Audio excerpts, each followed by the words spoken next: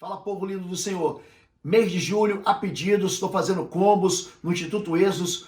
Combo Libertador, você compra o Sangue nos Umbrais e ganha também o curso Estágio de Guerra Espiritual. Tem o curso Guerreiro de Oração, você compra o Intercessão em Chamas e ganha o Policlínica da Alma. E o terceiro combo é o combo Valente da Batalha, você compra o Sangue nos Umbrais e ganha todos os cursos, ganha o Estágio de Guerra, ganha o Intercessão em Chamas e ganha também o Policlínica da Alma. Tudo com 66% de desconto. Molezinha para você. Entra lá no cursos.pastorlobo.com e clica no combo que você quiser. Vai na aba cursos e você escolhe o que você quiser. Deus te abençoe.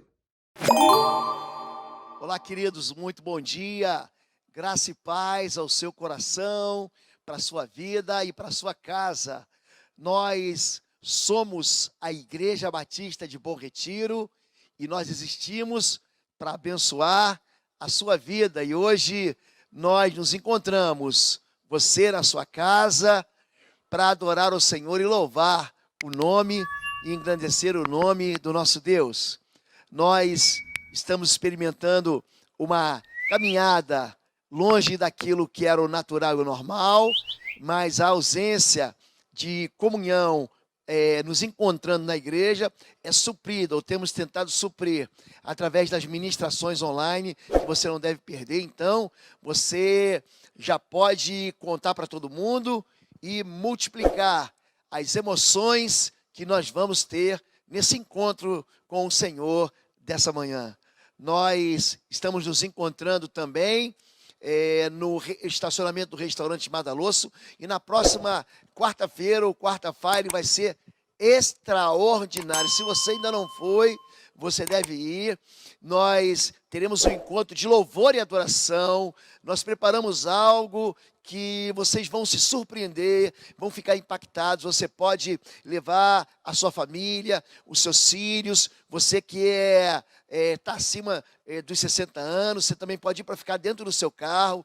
Todas as proteções sanitárias estão sendo tomadas, a gente tem feito tudo com muito carinho, com muito cuidado. As crianças têm recebido alguns presentes e mimos, e nós queremos muito abençoar a sua vida. Então, próxima quarta-feira, às 19h30, nós estaremos novamente ali no restaurante Madalosso, no estacionamento do restaurante Madalosso, no Drive Culto, e as inscrições são pelo app do nosso aplicativo, que você baixa na Apple Store, na Google Play, e você pode participar de tudo que a nossa igreja está vivendo. Hoje, vamos falar sobre crise de identidade e entender como isso pode afetar e pode eliminar as promessas que Deus tem para a nossa vida.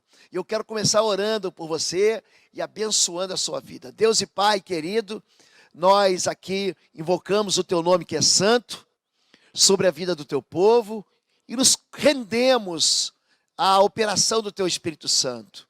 Nós queremos tanto, Pai, ouvir a Tua voz, nós precisamos tanto do Teu amor expresso na Tua palavra. Portanto, não nos deixe no entendimento humano, mas capacita-nos pelo Teu Espírito a compreender a profundidade, a largura e o tamanho do Teu amor por nós, como filhos de Deus, em nome de Jesus. Amém. Amém. Na última quarta-feira, nós assistimos juntos o filme Mais do que Vencedor, Mais do que Vencedores. Nós tivemos o Drive Movie, e esse filme falou muito, me emocionou muito. Um dos filmes cristãos de corte evangélico, mais bem feitos, um filme assim, um dos filmes mais lindos que eu assisti, emocionantes que eu assisti na minha vida. Um filme que fala sobre transformação que Cristo faz na vida de gente que ninguém espera, de que ninguém, as pessoas já até descartaram. E o âmago da questão do mais do que vencedores é quem você é. E hoje eu quero falar um pouquinho sobre isso, sobre gente que perde identidade. E o texto que eu quero ler é uma parábola, é a maior das parábolas da Bíblia, é Lucas capítulo 15, que fala sobre a ovelha perdida, a dracma perdida e os filhos perdidos. Eu quero tirar a porção que fala sobre os filhos perdidos, chamada da parábola do filho pródigo. E lá está escrito em Lucas 15, a partir do verso 10, que eu lhes digo que da mesma forma, a alegria na presença dos anjos de Deus por um pecador que se arrepende. Jesus continuou: um homem tinha 2 filhos, o mais novo disse a seu pai: Pai, quero a minha parte da herança. Assim ele repartiu sua propriedade entre eles. Não muito tempo depois, o filho mais novo reuniu tudo que tinha e foi para uma região distante, e lá desperdiçou os seus bens, vivendo irresponsavelmente. Depois de ter gasto tudo, houve uma grande fome em toda aquela região, e ele começou a passar necessidade. Por isso, foi empregar-se com um dos cidadãos daquela região, que o mandou para o seu campo, a fim de cuidar de porcos. Ele desejava encher o estômago com as vagens de alfarrobeira que os porcos comiam, mas ninguém lhe dava nada. Caindo em si, ele disse: quantos empregados de meu pai têm comida de sobra? Eu aqui morrendo de fome. Eu me porei a caminho e voltarei para meu pai. E lhe direi: Pai, pequei contra o céu e contra ti. Não sou mais digno de ser chamado teu filho. Trata-me como um dos teus empregados. A seguir levantou-se e foi para o seu pai. Estando ainda longe, seu pai o viu e, cheio de compaixão, correu para o seu filho e o abraçou e o beijou. O filho lhe disse: Pai, pequei contra o céu e contra ti. Não sou mais digno de ser chamado teu filho. Mas o pai disse aos seus servos: depressa, tragam a melhor roupa e vistam nele. Coloquem um anel em seu dedo e calçados em seus pés. Tragam um novilho gordo e matem-no. Vamos fazer uma festa e comemorar por este meu filho, pois este meu filho estava morto e voltou à vida, estava perdido e foi achado. E começaram a festejar. Enquanto isso, o filho mais velho estava no campo. Quando se aproximou da casa, ouviu a música e a dança. Então chamou um dos servos e perguntou-lhe o que estava acontecendo. E este lhe respondeu: seu irmão voltou e seu pai matou o novilho gordo, porque o recebeu de volta são e salvo. O filho mais velho encheu-se de ira e não quis entrar. Então seu pai saiu e insistiu com ele, mas ele respondeu ao seu pai: olha, todos esses anos tenho trabalhado como escravo ao teu serviço e nunca desobedeci às tuas ordens. Mas tu nunca me deste nenhum cabrito para eu festejar com os meus amigos. Mas quando volta para casa esse seu filho, que esbanjou os teus bens com as prostitutas, matas um novilho gordo para ele. Disse o pai: meu filho, você está sempre comigo e tudo que eu tenho é seu.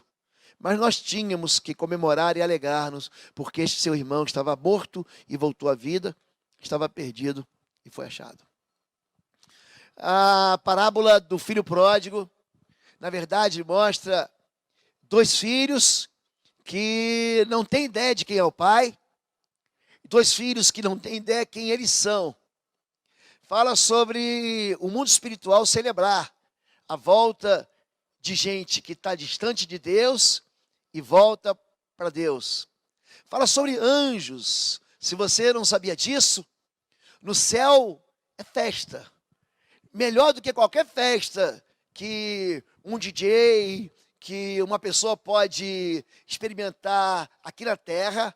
O céu é um lugar de festa. Aliás, a palavra de Deus diz que é em festa que nós subiremos e herdaremos o reino de Deus. E os anjos já fizeram festa por minha causa e talvez já tenham festa também, feito festa por sua causa. Por quê? Porque a alegria no céu é porque a razão da alegria do céu é porque alguém se arrepende. Esses 2 filhos são 2 filhos que têm identidades trocadas.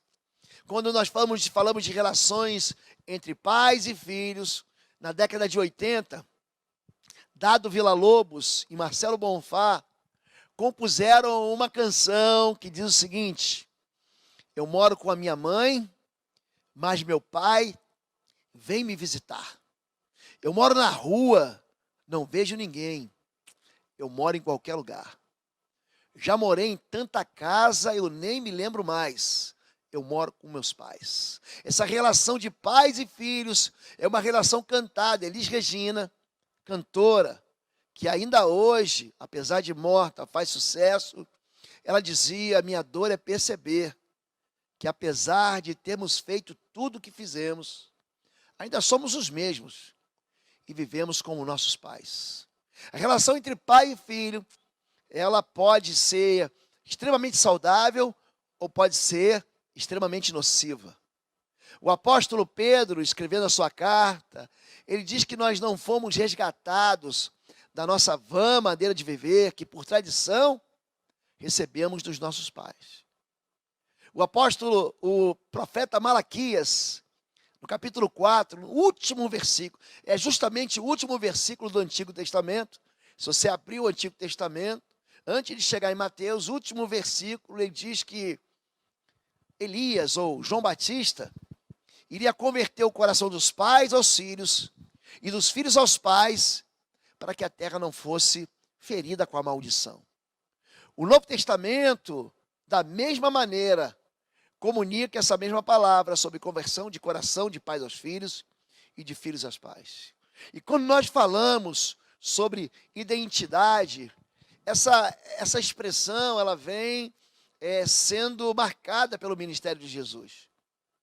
Jesus ele vai dizer que o descanso é para filhos, mas aqueles que não são filhos, eles são como escravos que têm fardos pesados para trabalhar. Em Mateus, capítulo 11, numa das expressões mais lindas do Novo Testamento, a partir do verso 27, a Bíblia diz, através das palavras de Jesus, todas as coisas me foram entregues por meu Pai, ninguém conhece o Filho a não ser o Pai, e ninguém conhece o Pai a não ser o Filho, e aqueles a quem o Filho quiser revelar. Venham a mim todos que estão cansados e sobrecarregados, e eu lhes darei descanso. Tomem sobre vocês o meu jugo e aprendam de mim, pois sou manso e humilde de coração, e vocês encontrarão descanso para as suas almas, pois o meu jugo é suave e o meu fardo é leve. Quando Jesus está falando isso para os seus discípulos e para a multidão que o acompanhava, ele fala, todas as coisas me foram entregues pelo meu Pai, e ninguém conhece o Filho a não ser o Pai. É interessante que a relação entre pai e filho, entre Jesus e Deus, é tão forte que quando ele ensina a orar, ele fala assim, olha, chame Deus de Pai. Quando em Lucas 11, quando em Mateus 6, os discípulos dizem, ensina-nos a orar. Como João ensinou os seus discípulos, ele fala, chame Deus de Pai, Deus é Pai. E nós somos filhos. Essa relação, ele fala, olha, se vocês, sendo pais maus, sabem dar boas coisas aos vossos filhos, quanto mais o vosso Pai que está nos céus não vos dará do Espírito Santo a quem vos pedir. Há algo mais precioso do que o Espírito Santo para você receber nessa vida e nesse mundo? Jesus, ele linka a relação dele com o Pai o tempo todo, e ele vai dizer, eu e o Pai somos um. A trindade, ela é marcada pela presença do Pai, do Filho e do Espírito Santo. Essa ligação que nós temos e que nós devemos ter com o Pai, ela foi rompida pelo pecado. Essa relação entre Deus Pai e nós, filhos, ela pode ser marcada por uma vida que nós tivemos junto com os nossos pais, que acabou mudando essa percepção que nós temos de Deus como Pai.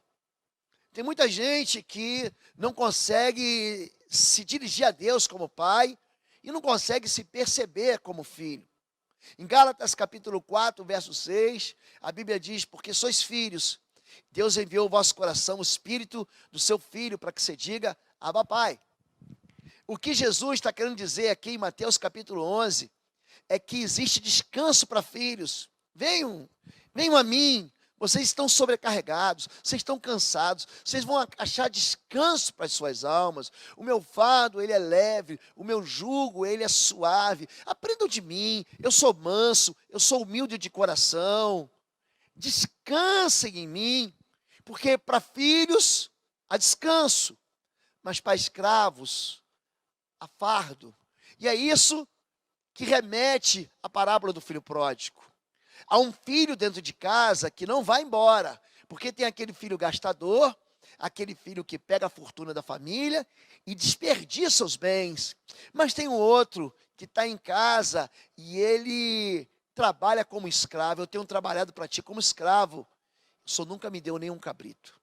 Tem muita gente dentro da igreja que é filho de Deus, mas que se sente um empregado e tem uma relação com Deus, como se fosse relação marcada por regras da CLT. É gente que trata Deus como chefe, como patrão, que vive com medo de ser mandado embora, de ser despedido. É gente que trabalha, e é bom trabalhar na obra do Senhor. Aliás, a Bíblia diz que aquele que deseja o episcopado, aquele que deseja servir na obra do Senhor como obreiro, como pastor, excelente obra deseja, mas ele não vive uma vida entre filho e pai, a vida dele é entre servo e Senhor. Jesus já tinha desfeito isso, como ele diz, não nos chamamos mais servos, mas amigos. Quando a relação entre pai e filho está quebrada, há medo. Quando a relação entre pai e filho está distorcida, existe um impedimento de você se aproximar do seu pai. Eu lembro do meu próprio pai, um homem que nunca me causou medo. As promessas do meu pai eram cumpridas. Meu pai, ele sempre me trouxe segurança. Às vezes que eu acordei com medo no meio da noite, ele me protegeu. Isso fez com que eu tivesse uma ideia de Deus como pai muito positiva. Eu fiz a mesma coisa com os meus filhos. E as promessas que eu dei para os meus filhos, eu tive que cumprir, até mesmo aquelas que doeram muito no meu bolso, ou que eu tive que me sacrificar para fazer, para que meus filhos tivessem uma percepção muito clara, que pai é um protetor, pai é alguém que dá direção, pai é alguém que dá identidade. O que está acontecendo aqui é que tem um outro filho, que ele trabalha como escravo, e acha que não tem direito a nada. Essa ideia de ver Deus como chefe, ou de ver Deus como um escravizador, ambas são distorcidas. Mas todas elas são expressões de relações que a gente tem aqui na Terra. Quando a gente separa essa identidade de filho, de empregado ou de escravo, o texto de Lucas 15 vai dizer: um homem tinha 2 filhos, o mais novo disse ao pai: não sou mais digno de ser chamado seu filho. Tem muita gente dizendo: eu não sou digno de ser chamado teu filho porque eu tropecei, porque eu errei, porque eu me desviei, porque eu me afastei. Isso tudo é um engano. Você jamais vai deixar de ser filho do seu pai.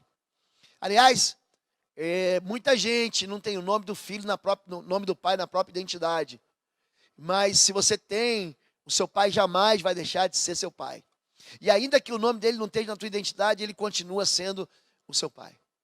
Há quem diga, pai é quem cria. É verdade. Mas o pai biológico não deixa de transmitir para você aquilo que você é, no mínimo, geneticamente. No mínimo.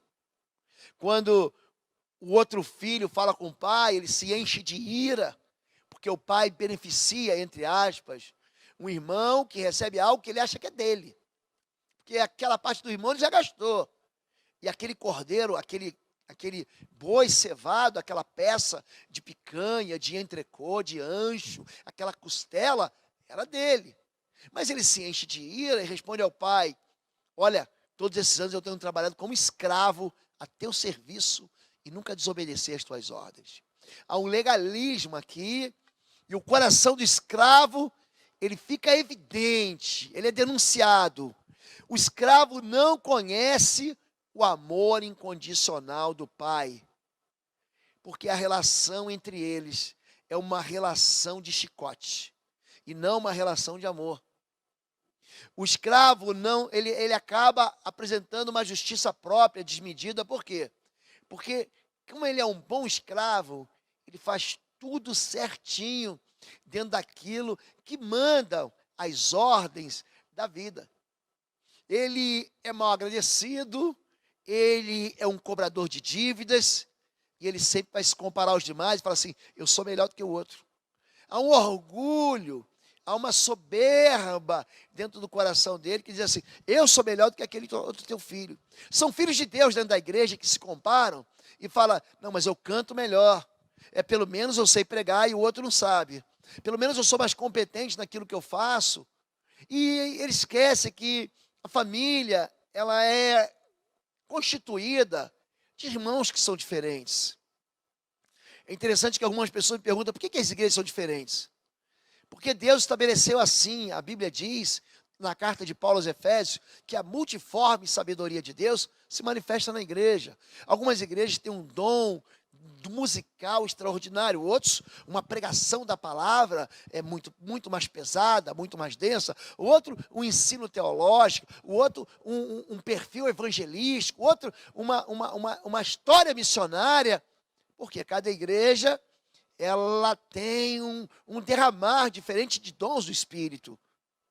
Dentro da família, da família, por exemplo, de Israel, há 12 filhos. Tem Rúben, Levi, Simeão, Gade, Naphtali. Você encontra 12 filhos que têm 12 vocações diferentes. Se você ler com calma Gênesis capítulo 49, você vai ver que a bênção sobre as tribos de Israel, elas experimentam vitórias, forças e chamados e vocações diferentes. Se você olhar para os 12 discípulos de Jesus, cada um deles evangeliza num tempo, numa época, num lugar diferente. Cada um deles tem uma expressão do poder do Espírito Santo diferente. E assim também é dentro de casa. Mas quando você é escravo, você começa a olhar para você e para as suas obras, achando que você merece mais porque você é melhor. Então você começa a se comparar. Pensa que a bênção do Pai está associada a uma boa conduta e crê que para servir como escravo, você só pode servir como escravo para ser abençoado. E não é nada disso. A relação entre pai e filho é uma relação de amor. Você não dá comida para o seu filho só porque ele passou de ano. Você não trata o teu filho com amor só porque ele faz as coisas que deve fazer. Ele é filho, e como filho, ele é herdeiro daquilo, tudo que ele tem. Ele não fica pedindo permissão para entrar em qualquer ambiente da casa. Por quê? Porque a casa dele é a casa do pai. Ele não tem medo de entrar em casa, e ele não tem medo de abrir a geladeira e pegar o que ele quiser. Por quê? Porque ele está dentro do ambiente da casa do pai. E o ambiente da casa do pai é um ambiente de intimidade com o pai, de liberdade com o pai. Agora, existem marcas na vida daqueles que são órfãos de Deus. Uma pessoa que é órfã, que não vê Deus como pai, ele é marcado por 5 pontos. Número 1, indisciplina, incapacidade de reconhecer a autoridade, e ele não respeita leis e regras. Uma pessoa que é órfã não é capaz de obedecer regras. Ele é um rebelde, ele quer quebrar. A figura protetora do pai é uma figura que dá limite para ele. É uma figura que dá para o filho uma proteção capaz de impedir que ele tome decisões que burlem, que quebrem e que avancem acima daquilo que é limite protetor. A vida de alguém que é órfão é uma vida indisciplinada. Ele não consegue viver dentro dos planos, dos planejamentos que o pai deixou para ele ou que a vida propõe para ele. A segunda marca da orfandade é a ausência de direção e dificuldade de terminar tarefas e planos. Algumas pessoas me perguntam assim, pastor, eu tenho aqui um cônjuge que todos os relacionamentos dele ele abandona. A primeira coisa que eu identifico é o seguinte, quem é o pai dele? É a primeira coisa. E é interessante que a resposta é, não, ele não tem pai, o pai abandonou, o pai morreu, o pai trocou a família dele por outra família. Então ele vai gerando filhos sem pai, e esses filhos sem pai se tornam órfãos. E essa orfandade produz no coração dessa criança que vai crescer essa ausência de direção. O que você vai ser quando crescer? Não sei. A pessoa tem 20, 30, 40, 50 anos e simplesmente não sabe para onde vai. Oi, gente, uma pausa aqui no vídeo. Os livros do Pastor Lobo e toda a literatura na área de libertação, batalha espiritual e cura da alma estão lá no site www.institutoexodus.com. Aproveita e dá um like nessa mensagem, compartilha e seja membro aqui do canal. Deus te abençoe. É uma vida que ele gira em círculos, em que ele experimenta um monte de... Ele tem uma série de portas que ele abre, ele entra, ele sai, ele começa um curso e não termina, ele começa uma faculdade e também não termina. Ele não consegue encerrar ciclos, ele não consegue se comprometer com as alianças que ele faz. Número 3, a marca da vida de orfandade é uma insegurança e uma tendência natural em deixar os outros escolherem o seu rumo. Como ele não sabe para onde vai, ele sempre pergunta para as pessoas: o que você acha que é melhor para mim? Como ele não sabe para onde vai, ele não sabe se ele vai namorar a morena ou a loura, a ruiva ou a mulata, ele não sabe. Então ele está sempre perguntando para o vizinho, para o amigo ou para o outro: e aí, o que você acha? Eu vou ser escritor ou eu vou ser professor? Eu vou ser astronauta ou eu vou ser jogador de futebol? Então quem vai definir o destino dele são os outros. E aí a gente entra na quarta marca da orfandade, que é incredulidade em si mesmo. E ele sabota o próprio destino por incredulidade. É gente que está do lado da gente e fala assim: olha, Deus vai fazer de você um grande pastor. Ele fala, não, ele não acredita nisso, porque ele não acredita nele. Ele está vivendo, ele está num curso de desenho, e o professor diz: olha, mas que você tem um talento natural para isso, e ele abandona isso. Por quê? Porque ele não é órfão, ele não acredita nele. O órfão é alguém que está sempre duvidando da própria capacidade. A moça mais bonita da igreja está apaixonada por ele, e está dando todos os sinais, e pisca, e manda bilhetinhos, e ele não acredita que é para ele. Eu falei: não, não é possível. O órfão é alguém que sabota o próprio destino. Ele chega no meio da caminhada, no auge da caminhada, quando ele está subindo, quando ele vai chegar no topo, ele fala: não, não é para mim. É muita areia para o meu caminhão. Eu não sirvo para isso. Por quê? Porque a identidade dele está achatada, está traumatizada. E por fim, o órfão é alguém que depende do reconhecimento e da aprovação dos outros. E alguém que vai se tornar competitivo, manipulador. O órfão é alguém que é um excelente amante, mas ele é incapaz de aprofundar-se no amor que ele tem pelas pessoas.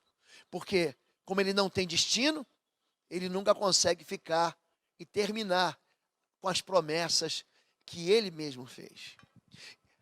Alguém que não tem identidade, ou que vive crise de identidade, ele pensa que é filho, mas na verdade ele é escravo. Jesus, ele discutindo, arrazoando com os fariseus, em João capítulo 8, de 32 e 36, ele vai dizer o seguinte: e conhecerão a verdade, e a verdade o libertará.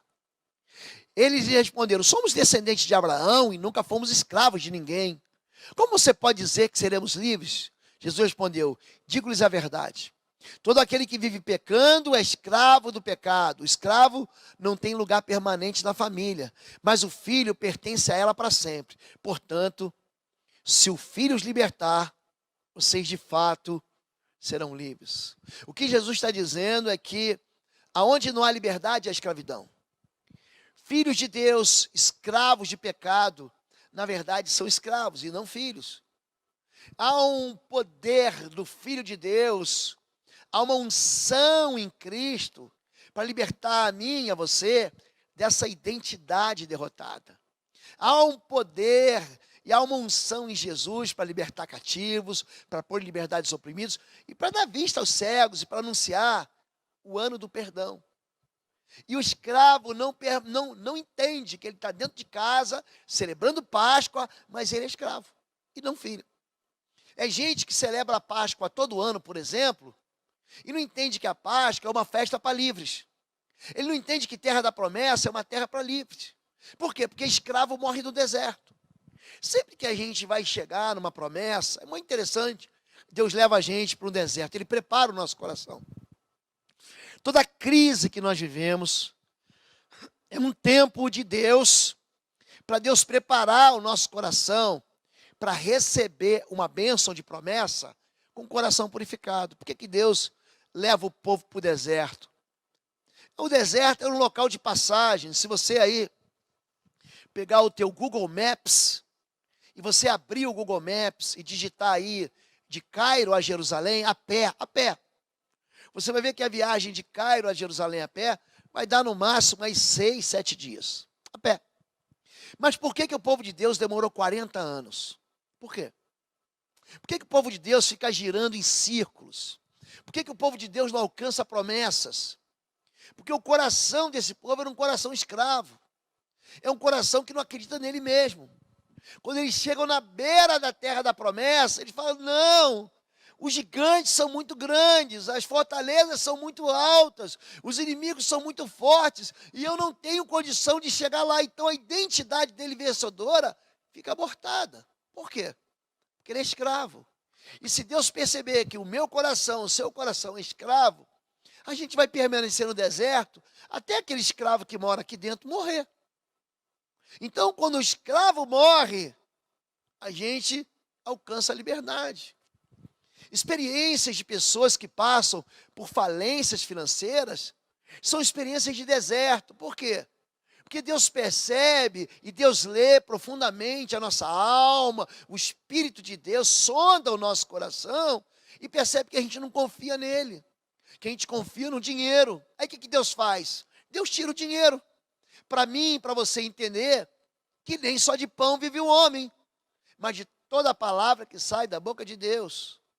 Quando a Bíblia fala sobre gerações, por exemplo, a geração que sai do Egito era uma geração, um exército de Deus, mas se transforma um exército de escravos.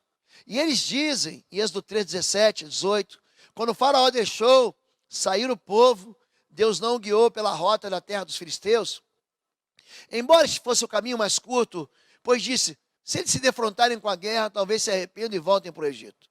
Assim Deus fez o povo dar a volta pelo deserto, seguindo o caminho que leva ao Mar Vermelho.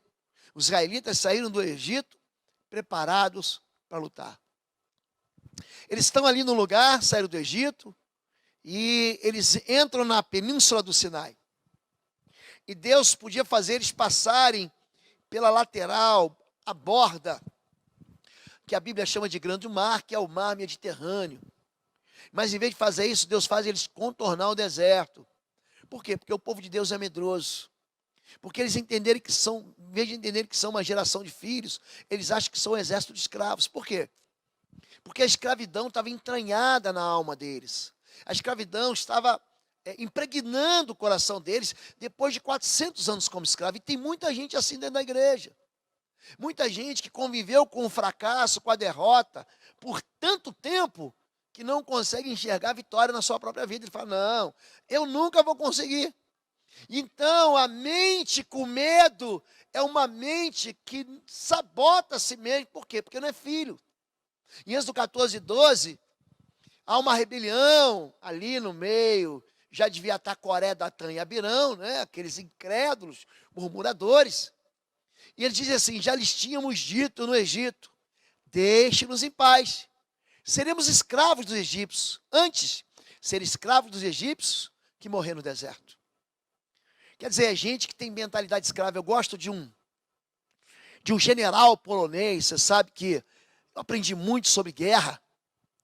E ele diz o seguinte: a Polônia é um país extraordinário, que tem uma das histórias mais lindas. É um país que luta contra a Rússia, é um país que luta contra os nazistas. A Polônia é um povo, pensa num povo, gente, que nunca se submeteu à escravidão. E um dos generais mais famosos poloneses, ele vai dizer: porque nós não clamamos pela liberdade, nós lutamos pela liberdade.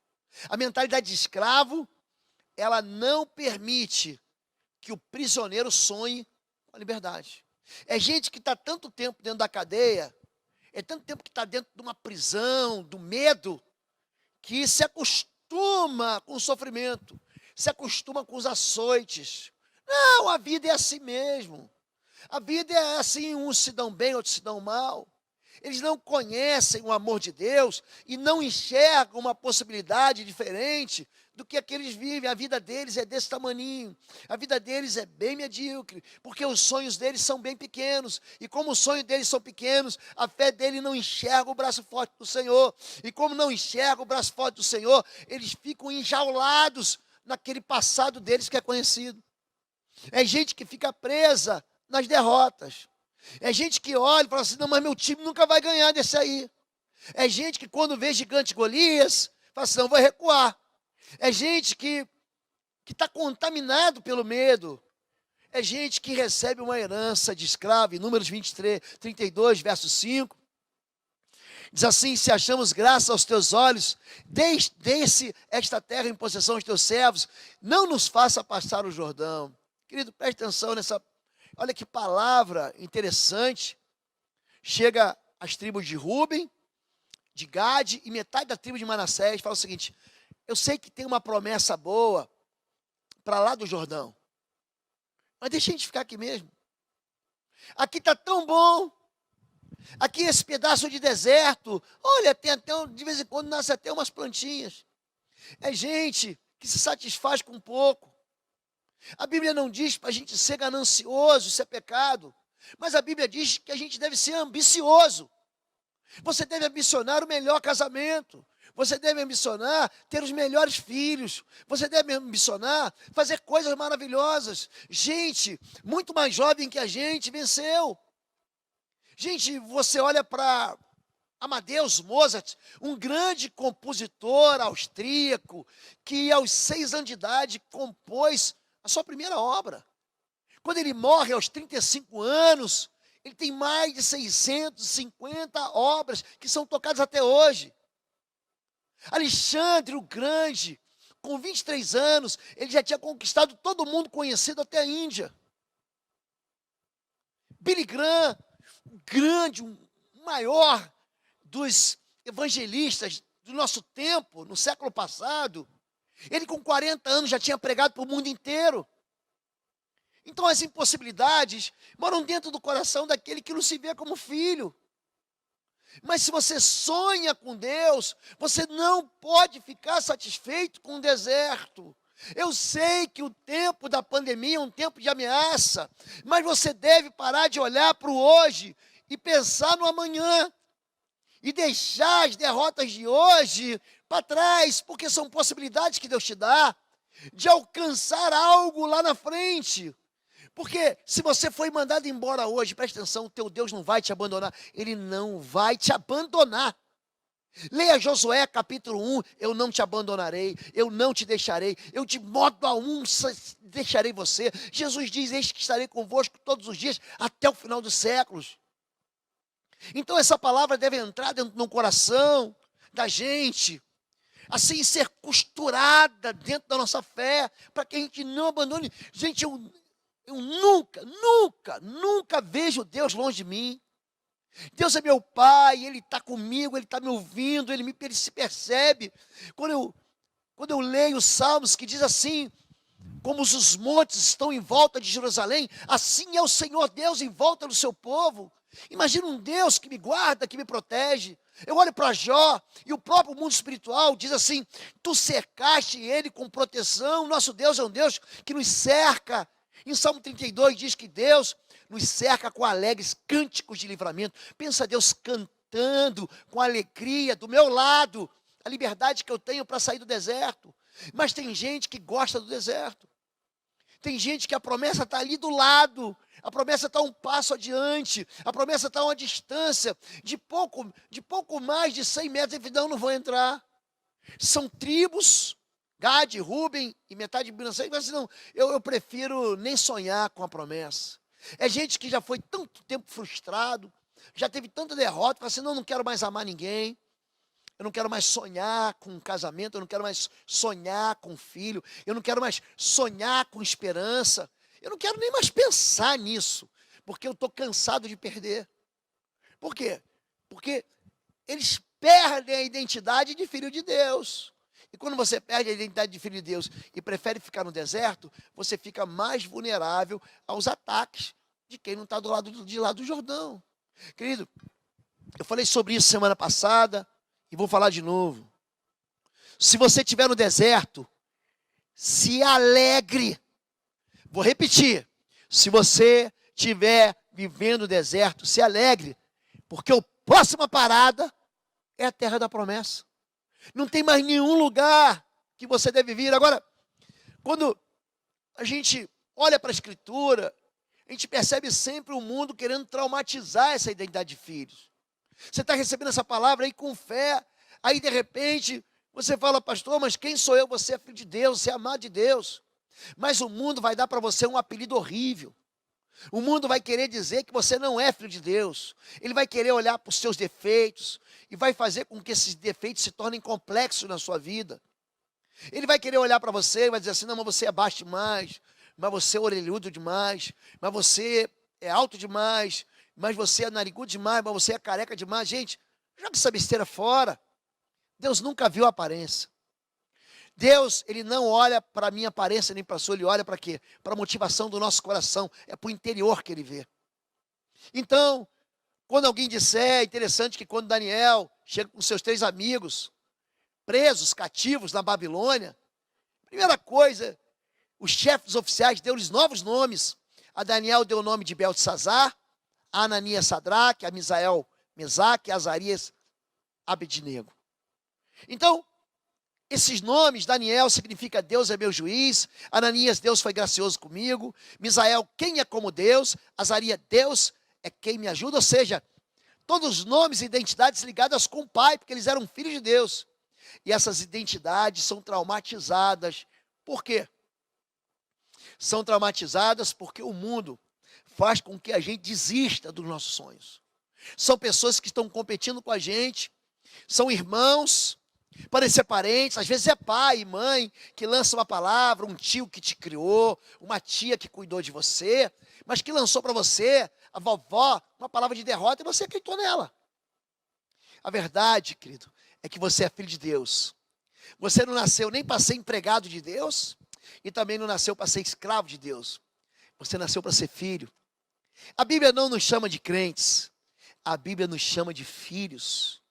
E porque sois filhos, Deus enviou o meu coração, Deus enviou o seu coração, o Espírito do seu Filho Jesus. Para quê? Para que você chame Deus de Pai. Essa crise de identidade, ela deve ser lançada fora da sua vida, para que você viva plenamente os sonhos do Pai para você. Existe um sonho de Deus para a minha vida, existe um sonho de Deus para a sua vida. Então, jogue fora e abandone tudo aquilo que tem causado medo e todo aquele desejo que você tem de permanecer numa vidinha que você já se acostumou na derrota. Porque o que Deus tem para você é uma vida de esperança. Então comece a semear e comece a colher, a plantar, porque você vai colher abundantemente. Amém? Deus é um Deus que faz festa no céu entre os anjos. E eu quero convidar você para que entregue sua vida ao Senhor Jesus. Porque esse Cristo que veio para te libertar, Ele não veio apenas para te tirar desse lugar de prisão, Ele veio também para te levar para a presença do Pai. Para que você entenda que Deus é Pai na sua vida. Para que você perceba que Deus, Ele tem não só um compromisso de ser o teu Deus e fazer o sol nascer todo dia, e fazer a chuva vir sobre sua cabeça. O teu Deus é um Deus que quer cuidar de você como um pai cuida de filho. Como um pai que acalenta um filho no braço, um pai que supre necessidades, um pai que tira o medo, um pai que protege, um pai que cuida, um pai que ama, um pai que dá identidade, um pai que dá direção. Se você quiser fazer uma aliança com Deus, e você quiser fazer um pacto com Jesus, eu quero pedir para que você que está acompanhando a gente, você possa colocar aí no chat, onde nós estamos recebendo tantos pedidos de oração de vocês durante essa manhã. Coloque também aí uma palavra, amém. Eu quero ser filho de Deus. Diga assim, amém. Porque tem um time de intercessão que está orando por você agora. Tem um time de intercessão que está colocando tua vida no altar. Tem um time de intercessão, eu estou aqui agora, abençoando a sua vida. e lançando uma cobertura de proteção sobre você que é filho. Joga fora esse fardo pesado, porque o fardo de Jesus é leve e o jugo de Jesus é muito suave. Servir a Deus é o maior presente que nós temos como filhos. Quando terminar essa ministração, eu vou orar por vocês ainda. Vocês vão receber um link aqui pelo chat, um link do Zoom, e você vai clicar nesse link. Se você não tiver esse aplicativo, o seu smartphone, ou o seu computador, o seu tablet, vai te levar até o lugar que você vai poder baixar ele. E nós vamos nos encontrar. E o time da intercessão, o time da integração estará conosco hoje, agora, depois do culto, para abençoar você e para conversar com você. Se você quiser fazer parte da nossa igreja, tem um link chamado Rota Membresia, que está sendo colocado, também está na descrição do vídeo, logo no início dele. Você vai clicar no Rota Membresia, e essa mensagem, você vai preencher um cadastro muito simples, e um dos pastores da nossa igreja vai entrar em contato com você. Teve gente essa semana que nós oramos, pastor Marco, nosso pastor de famílias orou, e a gente chorou, falou, não acreditei que você ia ligar para a gente. E nós já temos atendido muita gente que está sem igreja. Então, filho de Deus anda com o povo de Deus. Filho de Deus tem que estar estabelecido na igreja de Deus. E nós temos uma igreja aqui para abençoar a sua vida, e eu quero orar por você em nome de Jesus. Se Deus falou contigo essa manhã, ou você está vendo essa mensagem por qualquer outro dia, essa mensagem vai ficar aí no YouTube por anos, e você quer fazer uma aliança com Jesus, e quer ser recebido por Deus como filho, digita amém e coloca a mão no seu coração. Eu quero orar por você. Deus e Pai querido, queremos te pedir perdão essa manhã, porque muitas vezes temos uma imagem distorcida do Senhor, e te tratamos como chefe, e duvidamos do teu amor, e queremos viver como escravos te agradando, mas na verdade a tua palavra diz que sem fé é impossível agradar ao Senhor. E hoje, pela fé em Cristo Jesus, queremos alcançar a filiação que só tem para cada um de nós. Eu quero abençoar os teus filhos como filhos de Deus. Quero retirar todas as vendas dos seus olhos, todas as mentiras semeadas no seu coração, e chegá-los bem pertinho do Senhor, bem na intimidade entre pai e filho, para que eles conheçam o tamanho do teu amor, da tua bondade, da tua misericórdia e do teu favor na vida dos teus filhos. Tira do coração e da mente toda mentira que os escravizou, que os distanciou, que colocou medo no coração deles. E enche os teus filhos do teu amor, Pai, o teu amor de Pai. Porque nós queremos te chamar de Pai. E nós hoje te recebemos como nosso Pai, em nome de Jesus. Amém, amém e amém. Deus abençoe a sua vida. Lembre-se que a Igreja Batista de Bom Retiro existe para abençoar a sua vida. E você, então, que fez essa oração comigo, e você que quer entrar nesse link do aplicativo Zoom, clique agora aí na descrição, no chat do vídeo, e todo o nosso time de integração e intercessão vai estar com você, e vocês vão poder ser recebidos como membros da Igreja Batista de Bom Retiro, como filhos de Deus, em nome de Jesus. Amém?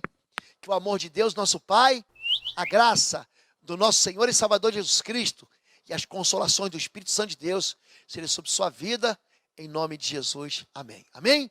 Olha, gente, não se esqueça, quarta que vem tem drive-thru de adoração, vai ser uma bênção. Entra no aplicativo IBBR, se inscreva, te encontro lá. Fica com Deus, até mais tarde, fica na paz.